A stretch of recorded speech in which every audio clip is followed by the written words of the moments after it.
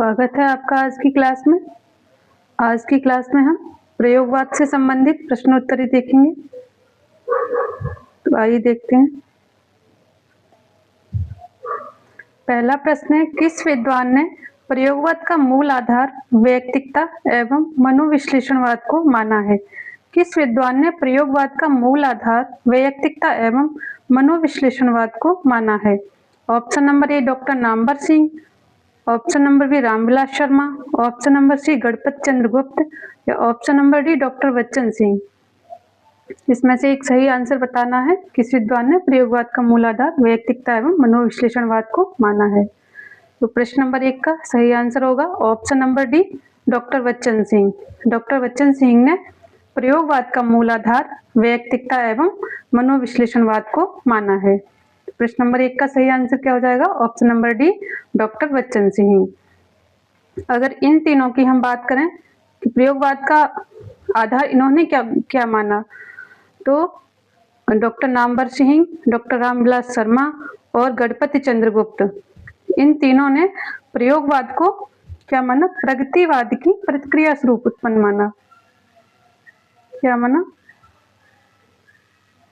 प्रगतिवाद की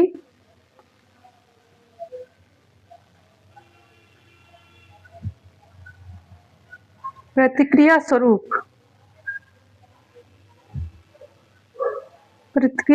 उत्पन्न माना।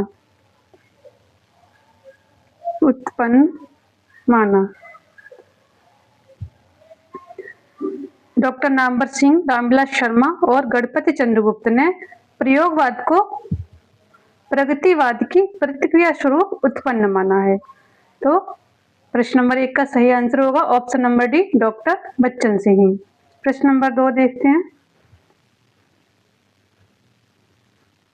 प्रश्न नंबर 2 है, प्रयोगवाद शब्द का प्रयोग सबसे पहले आचार्य नंद दुलारे वाजपेयी ने हिंदी में प्रयोगवादी रचनाएं नामक निबंध में किया। हिंदी में प्रयोगवादी रचनाएं, इसकी विधा क्या? ये निबंध है। और सबसे पहले आचार्य नंद दुलारे वाजपेयी ने हिंदी में प्रयोगवादी रचनाएं नामक निबंध में प्रयोगवाद शब्द का प्रयोग किया था। यह निबंध कब और किस पत्रिका में प्रकाशित हुआ था? हमें बताना है कि हिंदी में प्रयोगवादी रचनाएं जो निबंध है वह कब और किस पत्रिका में प्रकाशित हुआ था। 1942 ईस्वी में दिनमान पत्रिका में, या 1943 ईस्वी में कल्पना पत्रिका में, या 1944 ईस्वी में सरस्वती पत्रिका में, या फिर 1945 ईस्वी में प्रतीक पत्रिका में। किसमें ये प्रकाशित हुआ था हमें बताना है। तो प्रश्न नंबर 2 का सही आंसर होगा ऑप्शन नंबर सी 1944 ईस्वी में सरस्वती पत्रिका में। ये जो निबंध है हिंदी में प्रयोगवादी रचनाएं, ये कब प्रकाशित हुआ? ये 1944 ईस्वी में प्रकाशित हुआ था। और किस पत्रिका में प्रकाशित हुआ था? सरस्वती पत्रिका में प्रकाशित हुआ था। तो प्रयोगवाद शब्द का प्रयोग सबसे पहले आचार्य नंद दुलारे वाजपेयी ने किसमें किया था? हिंदी में प्रयोगवादी रचनाएं नामक निबंध में किया। और यह निबंध 1944 ईस्वी में किस पत्रिका में प्रकाशित हुआ था? सरस्वती पत्रिका में प्रकाशित हुआ था। हिंदी में प्रयोगवादी रचनाएं नामक निबंध 1944 ईस्वी में सरस्वती पत्रिका में प्रकाशित हुआ। प्रश्न नंबर 2 का सही आंसर हो जाएगा ऑप्शन नंबर सी 1944 ईस्वी। और कब, किस पत्रिका में? सरस्वती पत्रिका में। प्रश्न नंबर 3 देखते हैं। प्रश्न नंबर 3 है, उषस लंबी कविता के कितने भाग हैं और यह कविता कौन से सप्तक में शामिल है? उषस क्या है? सबसे पहले ये हमें जानना है कि उषस है क्या। उषस एक लंबी कविता है और इसके कितने भाग हैं और यह कविता कौन से सप्तक में शामिल है? तो प्रश्न नंबर 3 ऑप्शन नंबर ए 3 भाग दूसरा सप्तक में शामिल, 4 भाग दूसरा सप्तक में शामिल, 5 भाग तीसरा सप्तक में शामिल, या फिर 6 भाग तीसरा सप्तक में शामिल। हमें इसमें सही आंसर बताना है। सही आंसर कौन सा है? तो प्रश्न नंबर 3 का सही आंसर है ऑप्शन नंबर बी 4 भाग और दूसरा सप्तक में शामिल। इसके कितने भाग हैं? 4 भाग हैं। और ये किस सप्तक में शामिल है? दूसरा सप्तक में शामिल है। ये कविता उषस कविता किसमें है? दूसरा सप्तक में ये शामिल है। उषस कविता के कितने भाग हैं? 4 भाग हैं। तो प्रश्न नंबर 3 का सही आंसर क्या हो जाएगा? ऑप्शन नंबर बी 4 भाग और दूसरा सप्तक में शामिल। अगर इसके रचनाकार का नाम पूछा जाए कि उषस कविता के रचनाकार कौन है, तो इसके जो रचनाकार हैं उषस कविता के, इस कविता के जो रचनाकार हैं वो कौन है? नरेश मेहता हैं। किसकी कविता है? उषस नरेश मेहता की कविता है। तो अगर प्रश्न आता है उषस कविता के रचनाकार कौन है, तो उषस कविता के रचनाकार है नरेश मेहता। उषस कविता कैसी कविता है? तो ये एक लंबी कविता है। इसके कितने भाग हैं? तो इसके 4 भाग हैं। उषस कविता किस सप्तक में शामिल है? तो ये दूसरा सप्तक में शामिल कविता है। प्रश्न नंबर 3 का सही आंसर हो जाएगा ऑप्शन नंबर बी, 4 भाग और दूसरा सप्तक में शामिल। प्रश्न नंबर 4 देखते हैं।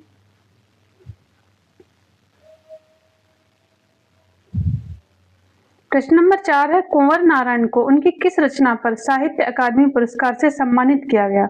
हमें बताना है कुंवर नारायण को उनकी किस रचना पर साहित्य अकादमी पुरस्कार से सम्मानित किया गया। कोई दूसरा नहीं 1993, इन दिनों 2002, आत्मजयी 1965 या वाजश्रवा के बहाने 2008। इनमें से किस रचना के लिए उनको साहित्य अकादमी पुरस्कार से सम्मानित किया गया? तो प्रश्न नंबर 4 का सही आंसर हो जाएगा ऑप्शन नंबर ए, कोई दूसरा नहीं। और कोई दूसरा नहीं का रचना काल क्या है? 1993 ईस्वी। तो कुंवर नारायण की कोई दूसरा नहीं रचना 1993 के लिए साहित्य अकादमी पुरस्कार से सम्मानित किया गया। तो प्रश्न नंबर 4 का सही आंसर हो जाएगा ऑप्शन नंबर ए, कोई दूसरा नहीं। अगर प्रश्न आता है कि कब सम्मानित किया गया, किस रचना के लिए सम्मानित किया गया, तो कोई दूसरा नहीं 1993। लेकिन कोई दूसरा नहीं के लिए साहित्य अकादमी पुरस्कार कब मिला था? तो ये मिला था 1995 ईस्वी में। इनको साहित्य अकादमी पुरस्कार कब मिला? 1995 ईस्वी में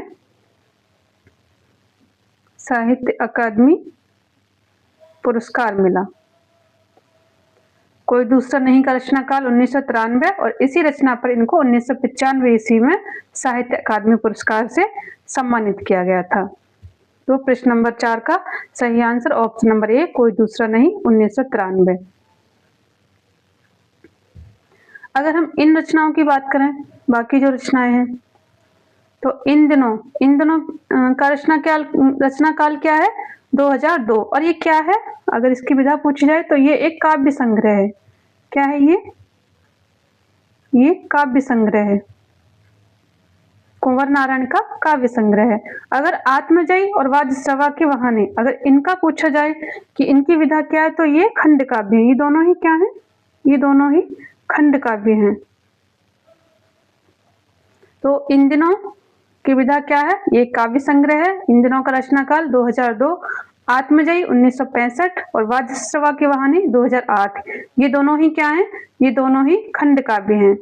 ये भी आप याद रखेंगे, इन तीनों रचनाओं का रचना काल और इसकी विधा। और इनके रचनाकार कौन है? इन चारों ही रचनाओं के रचनाकार कुंवर नारायण हैं। तो प्रश्न नंबर 4 का सही आंसर क्या होगा? ऑप्शन नंबर ए, कोई दूसरा नहीं। और इसका रचना काल है 1993 और 1995 ईस्वी में इसी रचना के लिए इन्हें साहित्य अकादमी पुरस्कार से सम्मानित किया गया था। प्रश्न नंबर 4 का सही आंसर ऑप्शन नंबर ए। प्रश्न नंबर 5 देखते हैं। प्रश्न नंबर 5 है, तूष की आग 1985 के रचनाकार हैं। तूष की आग एक रचना है, उसका रचना काल है 1985 ईस्वी। इसके रचनाकार हमें बताना है शमशेर बहादुर सिंह, कुंवर नारायण, मुक्तिबोध या भवानी प्रसाद मिश्र। इसमें से कौन से रचनाकार ने तूष की आग 1985 की रचना की, हमें बताना है। तो प्रश्न नंबर 5 का सही आंसर हो जाएगा option number D, Bhavani Prasad Mishra. तूष की आग 1985 का रचनाकार कौन है? भवानी प्रसाद मिश्र हैं। प्रश्न नंबर 6 देखते हैं।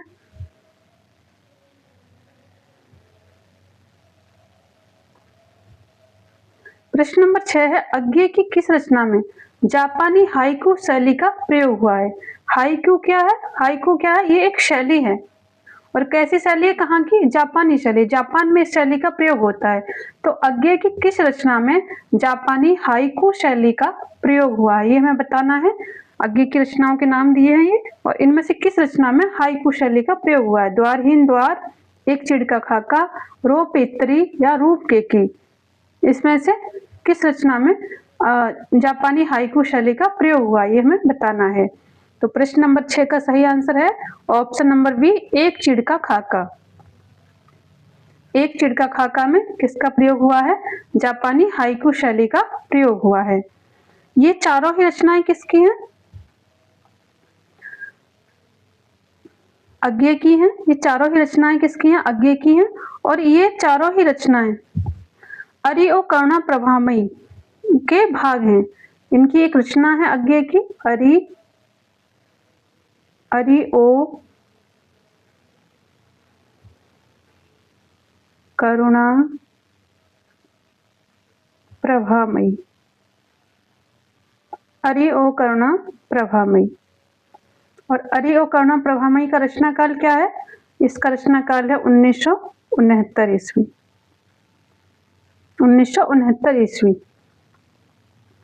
तो द्वारहीन द्वार, एक चिड़ का खाका, रोपित्री और रूप के की, ये किसके भाग हैं, अरि ओ करुणा प्रभामयी 1969 ईस्वी के भाग हैं। अरि ओ करुणा प्रभामयी के कितने भाग हैं, इसके 4 भाग हैं।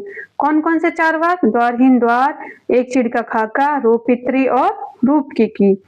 तो ये क्या है, समकालीन भावबोधों से संबंधित कविताओं का संग्रह है। अरि ओ करुणा प्रभामयी 1969 इसमें क्या है, समकालीन भावबोधों से संबंधित कविताओं का ये संग्रह है। अरि ओ करुणा प्रभामयी क्या है, ये एक काव्य संग्रह है, कविता संग्रह है। और इसके कितने भाग हैं, इसके कितने भाग हैं, इसके 4 भाग हैं। और वो 4 भाग कौन कौन से हैं, पहला है द्वारहीन द्वार, दूसरा है एक चिड़ का खाका, तीसरा है रोपित्री और चौथा है रूप के की। इसमें से जो एक चिड़ का खाका है उसमें जापानी हाइकू शैली का प्रयोग हुआ है। तो एक ही प्रश्न से आपके 2-3 प्रश्न बन जाते हैं, ये आप याद रखेंगे। और ये इम्पोर्टेंट क्वेश्चन है। प्रश्न नंबर 7 हम देखते हैं। प्रश्न नंबर 7 है, हंसा जोर से जब तब दुनिया, बोली इनका पेट भरा है। और टूटकर रोया जब, तब बोली नाटक है नखरा है। जब गुमसुम रह गया लगाई, तब उसने तोहमत घमंड की। कभी नहीं वह समझी इसके भीतर कितना दर्द भरा है। तो उपर्युक्त पंक्तियां किस रचनाकार की हैं, ये हमें बताना है। हंसा जोर से तब, हंसा जोर से जब तब दुनिया, बोली इनका पेट भरा है। और टूटकर रोया जब, तब बोली नाटक है नखरा है। जब गुमसुम रह गया लगाई, तब उसने तोहमत घमंड की। कभी नहीं वह समझी इसके भीतर कितना दर्द भरा है। ये पंक्तियां हमें बतानी है कि किस रचनाकार की पंक्तियां हैं। सर्वेश्वर दयाल सक्सेना, भारत भूषण अग्रवाल, गिरिजा कुमार माथुर या कुंवर नारायण।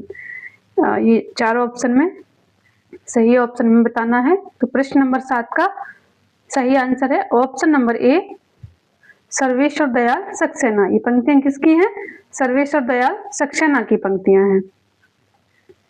तो प्रश्न नंबर 7 का सही आंसर सर्वेश्वर दयाल सक्सेना। प्रश्न नंबर 8 देखते हैं। प्रश्न नंबर 8 है, उद्देश्यहीन प्रयोग, चाहे वे भाव, भाषा शैली किसी स्तर पर हों, कविता से दूर जाकर प्रयोगवादी ही कहलाएंगे। उपर्युक्त परिभाषा किस विद्वान की है, ये परिभाषा दी है, हमें बताना ये परिभाषा किसने दी है। उद्देश्यहीन प्रयोग, चाहे वे भाव, भाषा शैली किसी स्तर पर हों, कविता से दूर जाकर प्रयोगवादी कहलाएंगे। तो प्रश्न नंबर 8 का सही आंसर हमें बताना है। Option number A Kesari Kumar, option number B Agyeya, option number C Acharya Nand Dulare Vajpeyi या option number D Nalin Balochan Sharma. इसमें से कौन सा आंसर सही है, ये हमें बताना है। तो प्रश्न नंबर 8 का सही आंसर है option number C, Acharya Nand Dulare Vajpayee. ये परिभाषा किसकी है, आचार्य नंद दुलारे वाजपेयी की है। उद्देश्यहीन प्रयोग, चाहे वे भाव, भाषा शैली किसी स्तर पर हों, कविता से दूर जाकर प्रयोगवादी कहलाएंगे। ये परिभाषा किसकी है, आचार्य नंद दुलारे वाजपेयी की परिभाषा है। प्रश्न नंबर 9 देखते हैं। प्रश्न नंबर 9 है, रघुवीर सहाय किस सप्तक में शामिल रचनाकार हैं। ये हमें बताना है कि रघुवीर सहाय किस सप्तक में शामिल रचनाकार हैं। तार सप्तक में, दूसरा सप्तक में, तीसरा सप्तक में या चौथा सप्तक में? किस सप्तक में शामिल हैं? तो प्रश्न नंबर 9 का सही आंसर हो जाएगा ऑप्शन नंबर बी, दूसरा सप्तक में। रघुवीर सहाय किस सप्तक में शामिल हैं?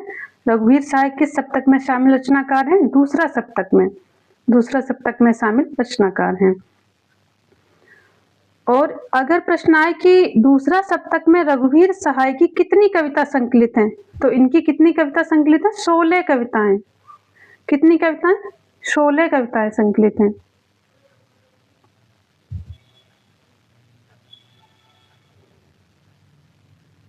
सोलह कविताएं संकलित